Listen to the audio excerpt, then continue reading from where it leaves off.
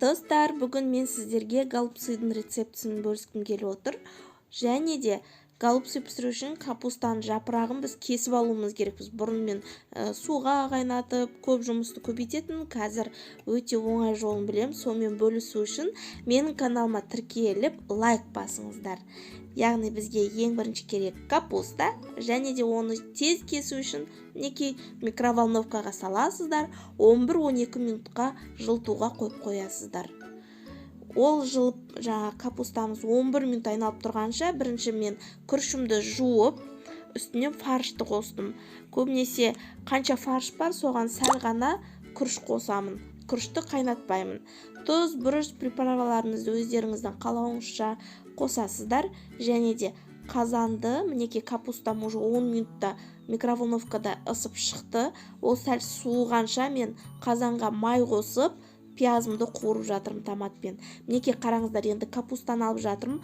Түбін ғана кестім де, және де міне капустаны өте оңай алып жатырмын. Яғни ешқандай сіздерге суға, қазанға су қойып, оны қайнатудың керегі жоқ. Мінекей микроволновкаға 10-11 минутқа қойып аласыздар да, түбін кесіп алып, оңай жапырақтарын кесіп ала бересіздер. Енді подливын дайындау үшін жаңағы өздеріңіздің қалауыңызша майдалап турасаңыздар да болады. Мен осындай голубцыға крупный қылып тураймын да, бірден үстінен суды құямын. Картошка менің жаңағы голубцымен бірге пісіп қалатын болады. Су қайнағанша енді біз капустаның жапырақтарына начинкаларымызды салайық.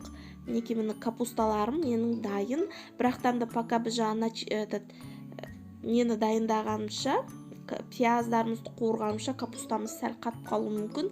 Тағы да 1-1,5 минутқа микроволновкаға қойып алсаңыздар, капуста қайтадан жұмсаратын болады. Сол кезде ортасына фаршыңызды салған кезде орауыңыз оңай болады.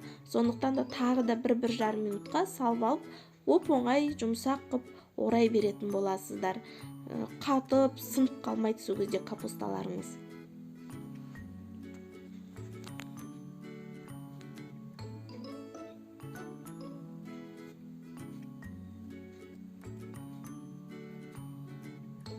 Мінекей суым қайнады. Енді бұған тоже тұзыңызды, переціңізді, дәмдеуіштеріңізді, лавр жапырағын барлығын өздеріңіздің қалауыңызша қосасыздар. Голубцыларды, капусталарды салып, суға батырып қоятын боласыздар.